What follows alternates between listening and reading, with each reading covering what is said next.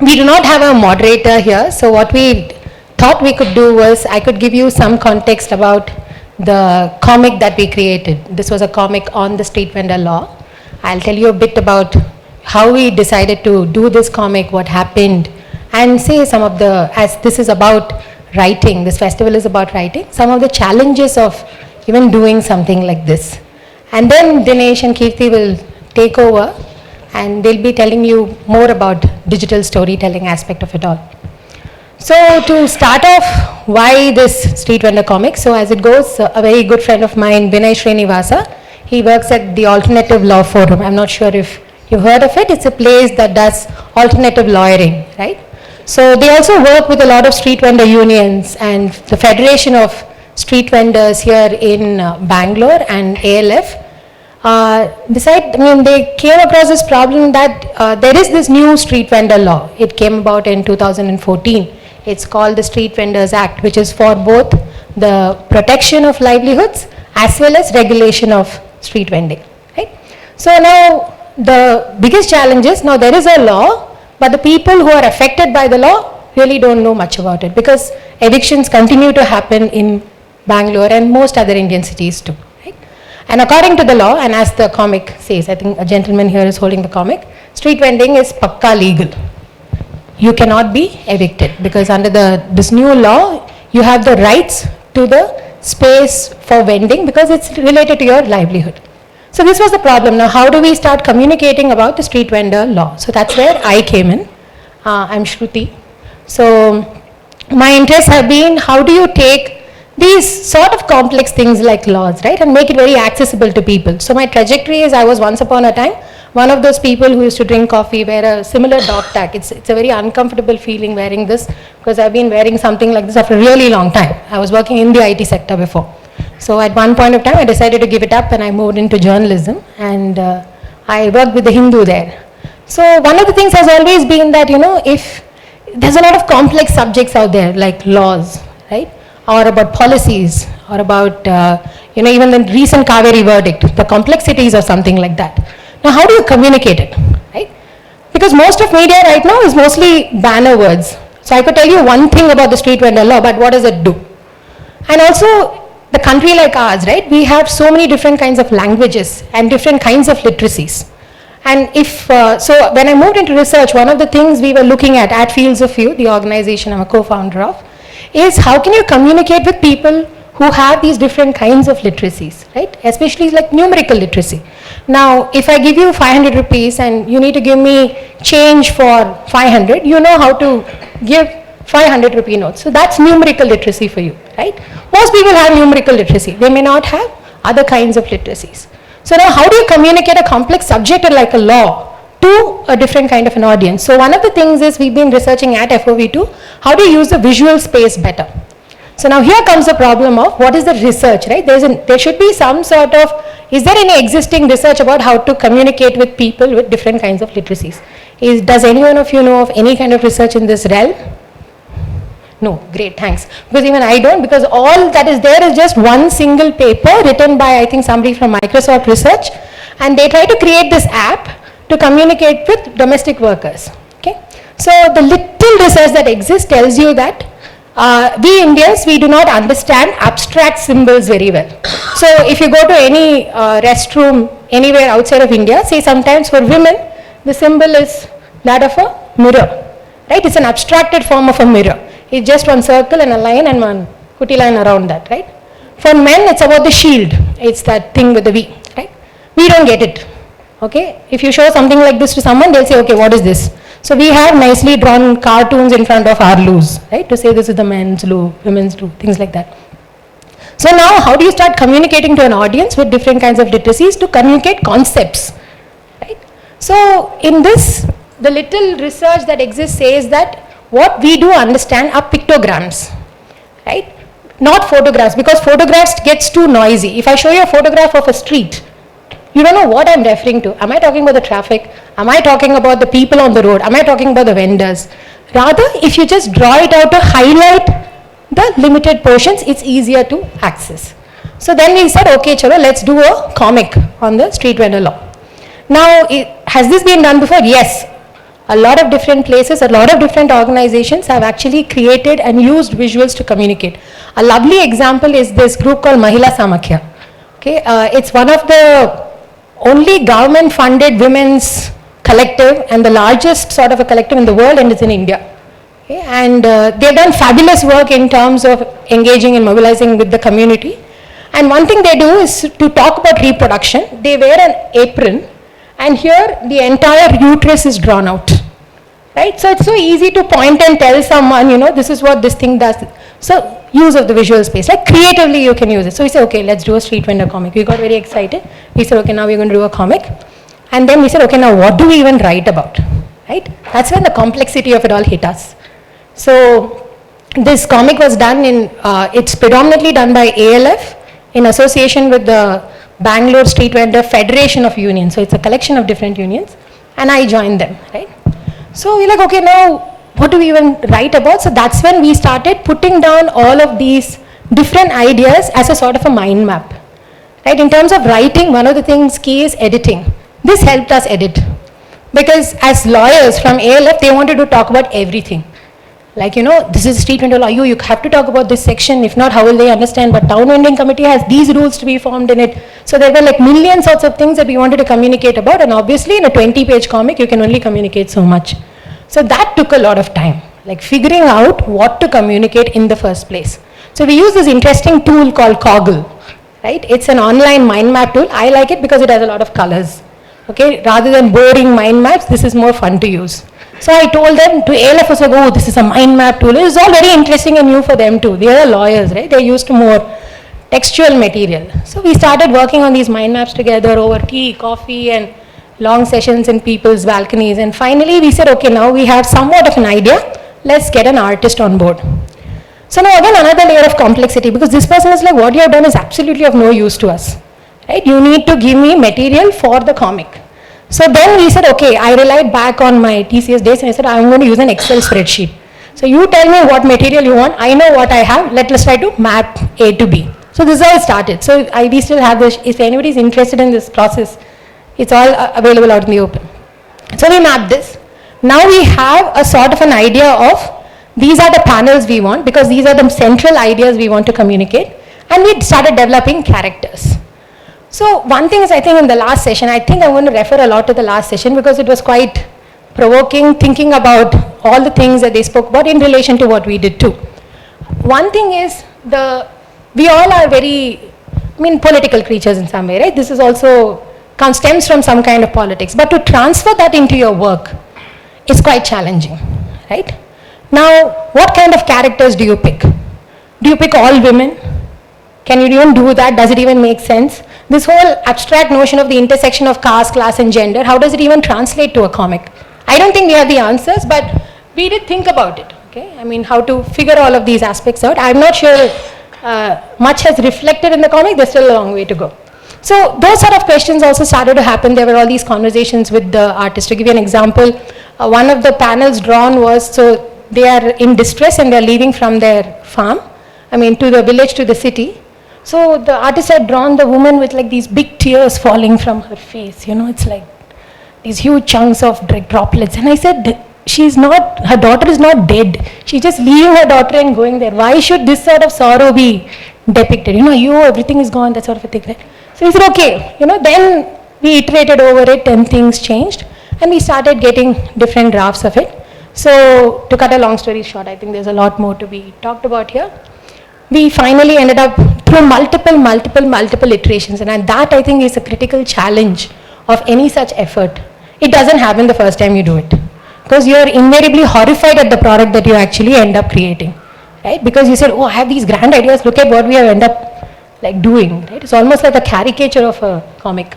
So then we had to go multiple backs and forths, and we are operating under like a shoestring budget. There isn't enough. If anybody is out there who gives funding, there isn't enough funding for work like this, because there's a lot of research, right? It's all a lot of trial and error. We could write a paper about something like this too. So during the course of this, we also learned a lot about how we may be good writers in writing other kind of material, but melding narrative into this sort of factual material is hard. So the first person I showed this comic to was my mother. Okay, and she's from Bombay, and she usually is, I mean, I'll tell you what she said, but it just stops here. What is this all about? And I said, okay, fine, this is really not working for her. Then she, after some time, she said, oh, what is this law? When did it come? And she started asking questions. So suddenly we felt, okay, so though the story may be like a very simple sort of a trajectory, there are these vendors, they've come from the village after distress, taken to street vending. Now they have finally, they're settling down when somebody wants to evict them. And then they go to the union where they get help and the eviction stops. So it's a fairly simple narrative, right? But we stuck to that because of 20 pages we couldn't bring in other plot point 1, plot point 2 and all, not happening. So, but then I think the idea was how to balance them both also. The interest of the narrative as well as, you know, the content that we actually wanted to communicate. So there's this one writer, Bhanga, she's written this book called Acting Up on Theatre, and she's both a theatre practitioner as well as she's also a researcher. She speaks about this, you know, this difficulty of, you know, there's all this lovely research out there and beautiful grand terms like intersectionality. How do you even translate that into writing, into art, into comics, right? Questions, I guess, for later. So to sort of take off from what Shruti spoken about multiplicities. So this is not the case of just stories, right? This is the case of the law as well. The law is not one clean process that just happens and then you have a solution to some problem. It's a complex process, right? A lot of people are involved. There are many stakeholders, there are lawyers, the people who it affects. So how do you then capture a narrative or a structure to suit the different people that the law has taken effect to? So I feel like a good place to sort of answer some of the questions that Shruti has raised would be to take storytelling into the digital platform. So when you take storytelling into the digital realm, what happens is it opens up a lot more possibilities to deal with these smaller nuances that Shruti mentioned. So you can now have multiple narratives in one place. So you can talk about different, you know, it could be about a Mahila Sangha talking about their narrative using this platform, or it could be any other group that works related to the street vending laws that's using this platform to talk about their narratives. So how it works would be that you sort of compile these different narratives that are out there depending on what you need. So then there's the structure of the law itself. So and then you use the digital platform to bring in these different multiplicities. So it could, because how Shruti was talking, the comic narrative is one way to understand the law. But in the digital realm, you can use different tools and methods to understand the law itself. So what you could do is you could use different structures, right? So you could have videos, or now you can have audios to understand the structure of a law. So anything that's happened related to the law, you can digitize it and make it available. So it could be one uniform way or one platform where all of these different multiple efforts of organizations, of different people can be brought together and can be used to understand what has been happening. So she was talking about how in certain panels they were having discussions about, you know, if we can have only women. You could possibly, if it was digitized, then you could make it editable and make it customizable to the people that it was effective for. If there was a group that felt that, you know, the story had to be told only for women, then you could have only women characters. Or if there was a group that wanted the story to be told in a particular language, in their dialect, you could do it on the digital platform. You could also have audios and videos to supplement the understanding of what was already happening. You could have anything else related. You could have technical, you know, public interest litigations that went into the making of the law. Everything that was sort of related to the law can be captured when you take storytelling and, you know, understanding of the law into the digital space. So Shruti just first explained how hard it is, and then Keerthi said like what are all possible, but in a very simple way you could. So what is needed is to see what the digital platform today gives us and what is the potential of it, and is there a process that we can think of that will, you know, take us forward in this effort. Right? So what I'll give a little bit of history where ALF, this is not the first time ALF has worked on an act, simplifying and describing it to a different audience than who wrote the law, right? So law is written for other lawyers, basically, so that they can understand and bring it when in a court, they can use that as arguments. But if it, let's take 1950 something, there was a minimum wages act, minimum wages, sorry. So this act is like 125 pages. But who's trying to understand this? Many NGOs, maybe like 10,000 NGOs in India, because their stakeholders, if they're not getting minimum wage, they are quite likely not able to understand and read this act. That's a very simple, dependency of literacy.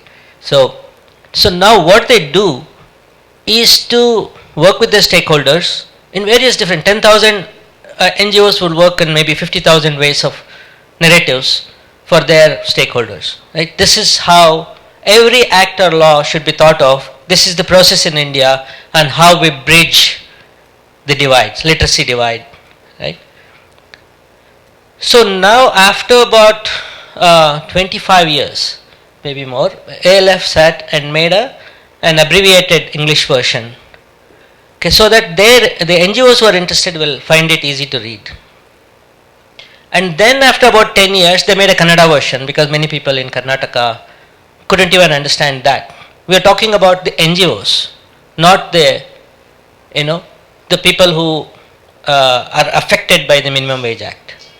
Right? To simplify. So this is how you think of how a law needs to be, a process in which it needs to go through so that it reaches the people where the law is supposed to be effective on, right? So Minimum Wage Act could be, if you are a street sweeper, you should get at least 15 rupees per hour. Let's say you should at least understand that, right? Before you can take the next decision on how to go about it, what else happened, is there a success story? So if you think about it, just for the Minimum Wage Act, it's easy to think of like 50,000 narratives, all coming through proper channels. These NGOs who are working with their stakeholders. Right? Now, take a break and think of how many trillion such pages are there on the web if it is of significance for the people who can't read and write to understand what's going on. Okay. So let's take a second of pause and see, like, if you are sitting next to this page, which is so hard for them to understand, and if you don't know the person, have you ever hesitated in explaining? Right? Let's say your grandmother, let's say your child, let's say your neighbor's maid, or somebody, right, sitting there and asking, what is this? You are doing your startup page, and they say, come and say, what is this? You always find a narrative. Right? So this is how things are explained. You don't hesitate and say, go read the thing or go get, some people do. Talk to like some big company accessibility heads. You say, why should that donkey need to understand what is in a web page? These are the accessibility heads of large companies, right? So this is the disparity or disconnect that we have from the Western way of thinking to where we come from, right? We have always worked with, the strata, the whole strata of various disparities. And we have always had, whether we call them caste communities, whether we call them Patachitragars, street theatre or puppeteers, they always use a form to bring a little piece of information to their community. Right? Patachitragars are a good example. Before the TV and all, they used to go house to house, know who the audience is, and open a scroll and sing a song so that they communicate one unit of information, a little small narrative. Right? So we have had all kinds of different mediums and modalities in which this bridge has been built. Right?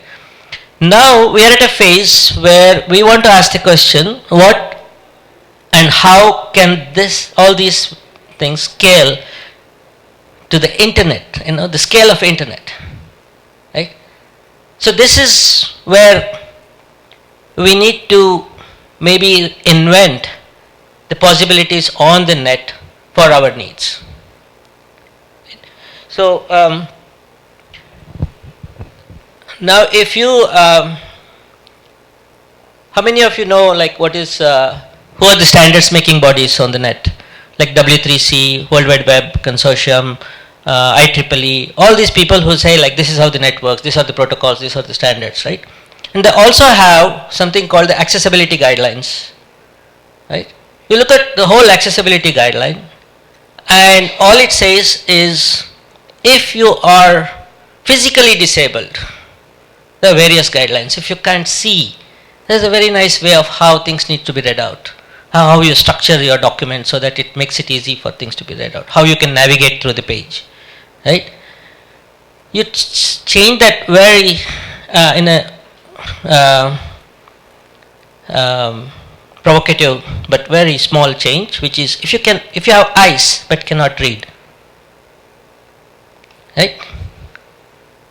So you change that from if you can't read, that means you don't have eyes, assumption, to if you have eyes and you cannot read. Right? There is no guideline. It's not even a thought. So the Western guidelines basically are addressing it to other people similar to them, with respect to education, literacy, all those things, but who have physical access disability. Now you come to a place like India, I would take a bet that about 1 billion people would, you show him a random web page, 1 billion people would not understand or not want to understand because it's too much of a jump. So now, how are we going to make this connection? Can we think of envision tools? Right? Like what Keerthi was saying, like how does this manifest now? There is suddenly a possibility of audio version of the Street Vendors Act that comes to them, or a different set of pictorials. Right? So that's the question, and maybe we should stop here and bring questions, because I do want to explain a lot, but I don't want to be the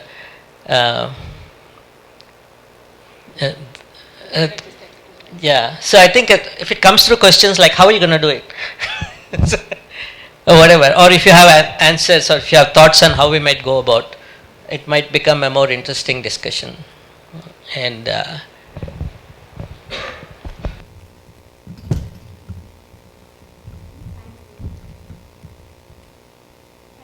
Panelists, I think so. My question is just continuing with all the questions that have been raised by all three of you, is that when you're trying to translate a legal discourse which is heavily text-based, that's the premises of legal discourse, into something like a storytelling format which is oral or not legal, or not textual in nature. So you're trying to use a comic version, or you're trying to use a audio version or a video version. And this is a disclaimer, I am a lawyer. So when you're trying to translate a legal text into these non-textual based discourses, there is a fear of loss in translation, and I am making that disclaimer, it's just a lawyer in me speaking, but also legal discourse makes it in such a way that it might not be able to be adaptable or translated in so many ways. So there is that fear, and at the same time this is a trap also. I also feel that it's a trap.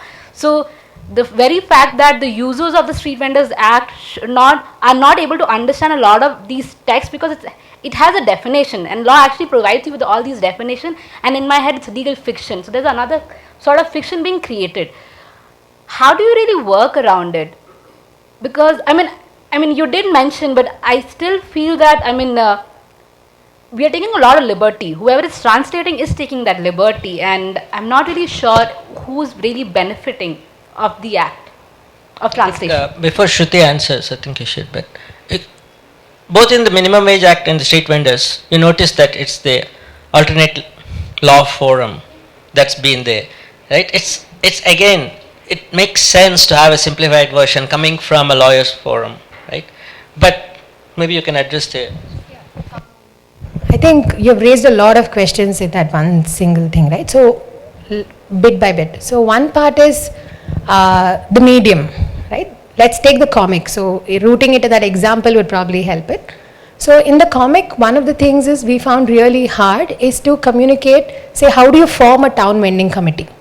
Now, because that's just, it's an algorithm, step 1, step 2, step 3, step 4, and so many people have to come together, 40% have to be street vendors, and that's, I mean, and before that there has to be something called I think the rules have to be notified, and then a scheme has to be created, and as you said, there is this specific vocabulary that is used, and that becomes part of the primal definitions. Somebody has to know that what a scheme means, what a rules mean, what does a town vending committee mean, even before they come to this point, right?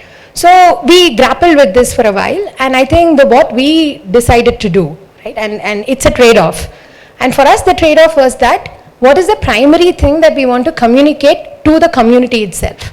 Now, the intent is not to make everybody an expert on the street vendor law, right? So that is the limited agenda with which we are starting out in the first place. So given that this is our limited agenda, what we said, one major thing is street vending is pakka legal.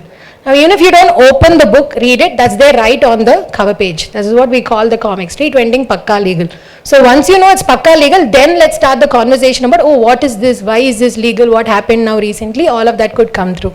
Second thing is we also intended this as a resource for, say, the union leaders to start. So one thing is that I would desist from thinking about this audience as these individuals. Right? That also shows we have a large history of unionizing, of creating collectives and groups, and so they play quite an important role in facilitating these dialogues. So this is more or less a tool. It does not substitute or come in the way of these different requisite intermediaries who are there in the process. So suppose a union leader takes this up, distributes it, people read it, then they come to with questions.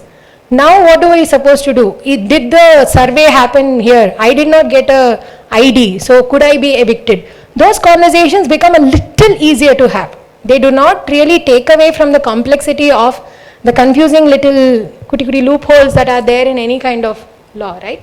Because you could easily say that, oh, I'm not going to create a 40% thing for street vendors. We'll quietly say 100% will be there only by the government authorities. So this is hard. Second thing, which I think an advantage of the visual space over law is in terms of concepts. So one of the projects, it's an ongoing project I'm involved in, is a volunteer driven project, is Legalese, which is to take law and make it accessible. So there we took up laws related to sexual assault, right? One of the things in laws related to sexual assault is this notion of consent, right? It's incredibly hard to give a definition of what is consent. I mean, right now in contemporary discourse, there's a lot of this, article after article about what is consensual, what is non-consensual, what is verbal consent, what is non-verbal consent, all of that is going on, right? The visual space, on the other hand, lets you bring in that nuance without getting into definitions. So I can, for example, give you a silent comic where there are no speech bubbles attached to any character. This is one of the things that came up during one of the Legalese workshops. An artist came up with just a strip of a silent comic and said, now the audience can start putting in what they want meanings on this particular thematic of consent. Right? So automatically the discussion is not now over some grand idea of what is consent or textual definition of consent, and this is like more incidents which you are familiar with, which you understand, which you know, right? So I think there is both this balance of what this visual space affords you to do and what you just cannot do. For example, it's boring to think one thing. People will like, just give me the text and be done with it, right? So that's what we ended up doing finally. And the last 2 pages of the comic is just this flow chart of what happens. So what rights and things like that you need to know. If you had to take your project and build it to scale across India, there are a few million contexts to cater to. And I think I'm curious how y'all visualize building this to each unique context so that every community relates to it in a way that it doesn't seem like a few elite urban citizens have created an app that nobody else understands, you know. So I'm just curious because this is something I think about. Mentioned of this one research paper she found, right? So that talks about the Microsoft desktop in which there are all these icons, home, something else, right? Now if you take it to a village, right, how do you represent a home so that they feel that, oh, home is something when I go back to a known place, right? So then if you bring it to a different context, what is a home? Like if you put a hut as a home, I don't think you are very comfortable with that, right? So this is the problem with icons and pictures, right? And she already mentioned about the speech bubble issues. So what we can do, right? I mean, I'm making the problem that you talked about a smaller version of that, right? So what you can think of, what should be done, right? If the community can represent their own home for themselves, right, that's a good starting point, right? So that already addresses like half of your concerns, right? It doesn't matter who, there is a way for them to address, like define their own thing, right? So where do we see this happen?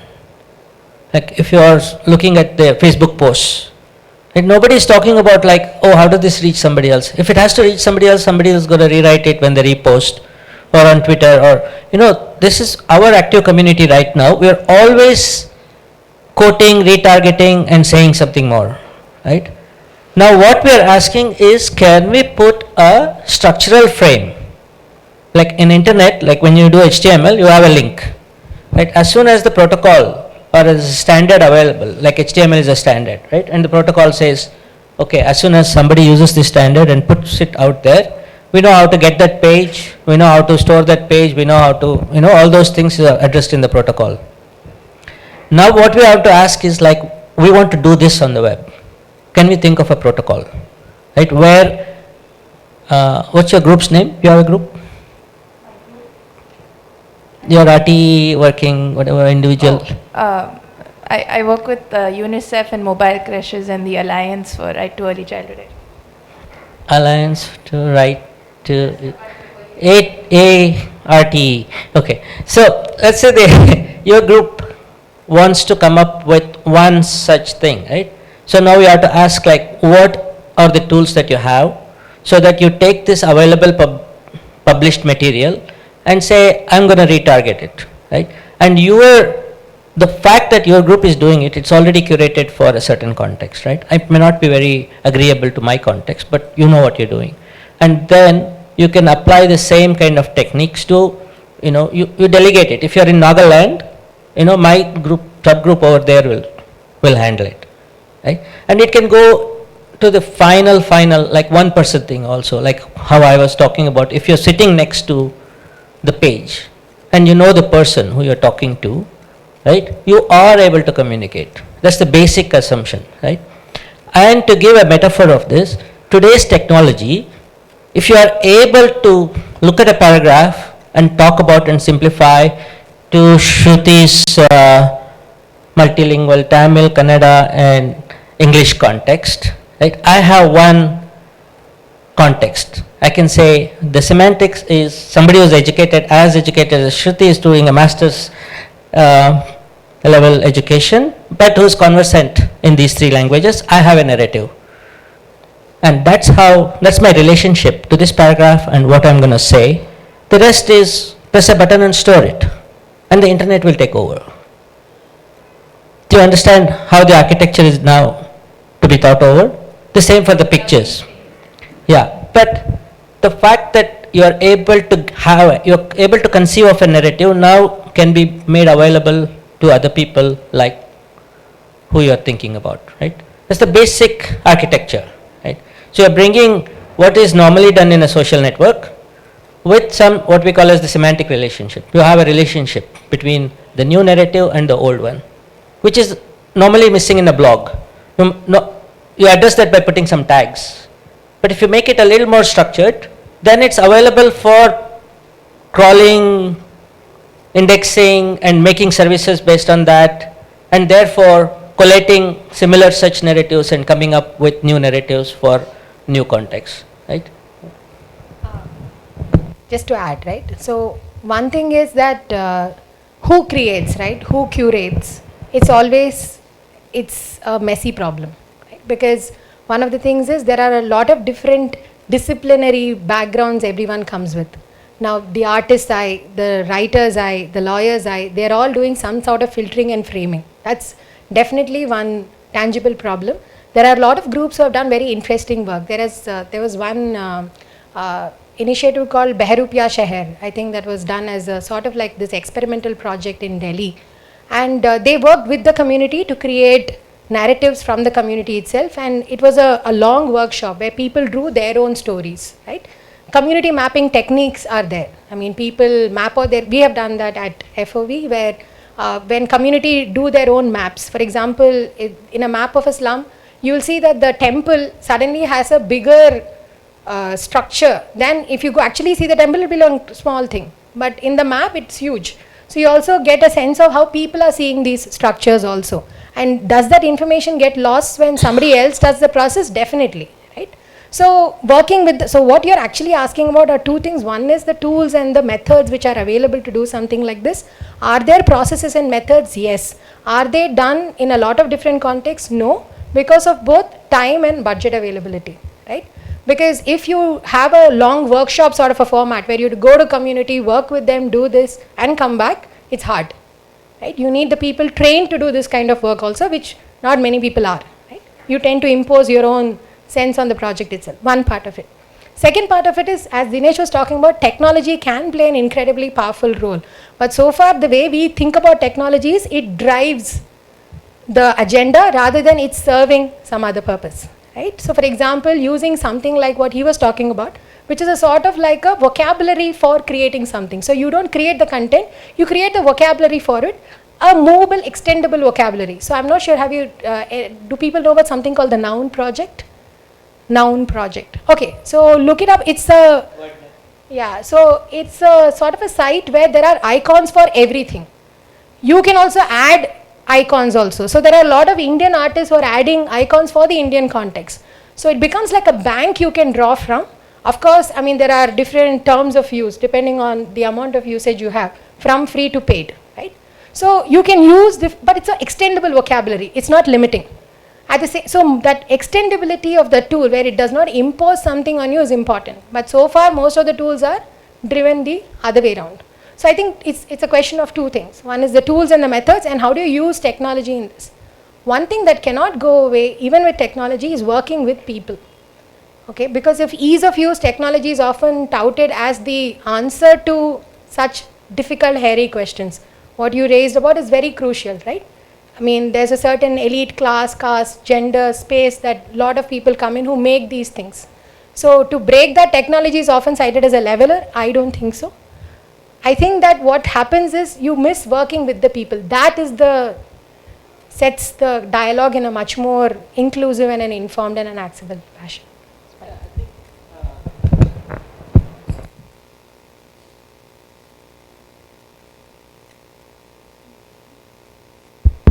I think it requires all of you. It's not technocentric. It's not like Google is going to translate. It's not that we're going to use the word net and automatically choose, right? The social aspect is very important. The artistic or how it's rendered is very important. What is the storytelling is very important. Right? So it's a never-ending thing. Just for the street vendors, it's a never-ending thing. That doesn't mean that you should give up on it, right? I want to emphasize that this is a good time for our context to do research in innovating internet architectures to these spaces for our needs. Right? We have come like the first 25 years, we understand the internet, we understand who's been pushing it, right? But now we are here. Right? It's time for us to think like where we can go with it and what are our needs. Right? And then I want to also say that we are an open source group. Everything here is open standards, open something. Everybody who wants to come contribute. The street vendors narrative is just starting.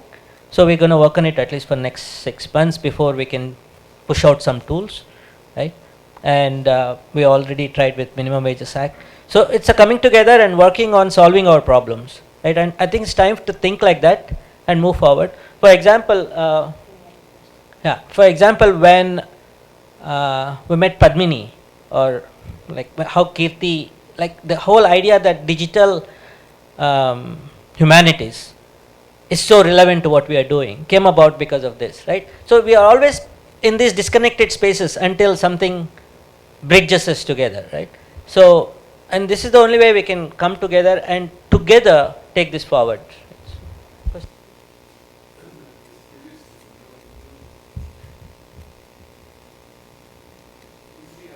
With the street vendors when I'm buying something with them is usually in the form of a question and answer. You know, we spend 2 minutes talking about something or the other.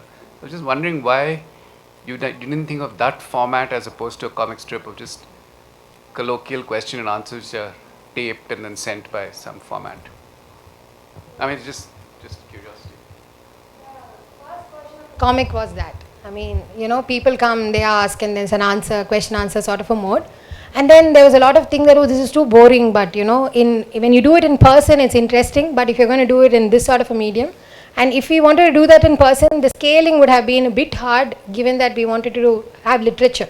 So that's why we dropped that. But initially, it was more like this play where different people. Yeah, I mean, you're right. It's that was fun. It's a more intuitive thing to think about, but the way it shaped up became something like this.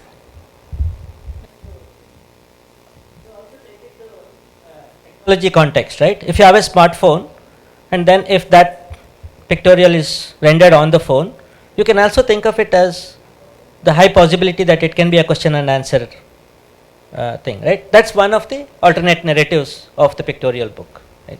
So that is the advantage of taking it digital, because if you assume that in a few years we will all have smartphones, even the street vendor.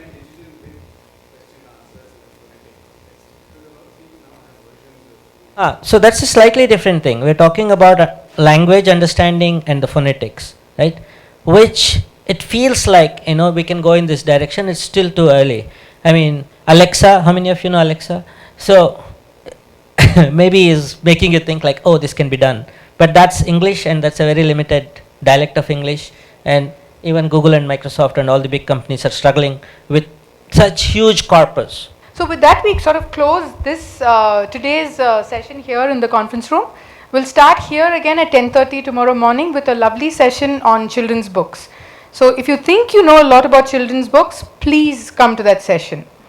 We urge you to do that. And some of us are hanging around. Arun, Banu, Keerthi.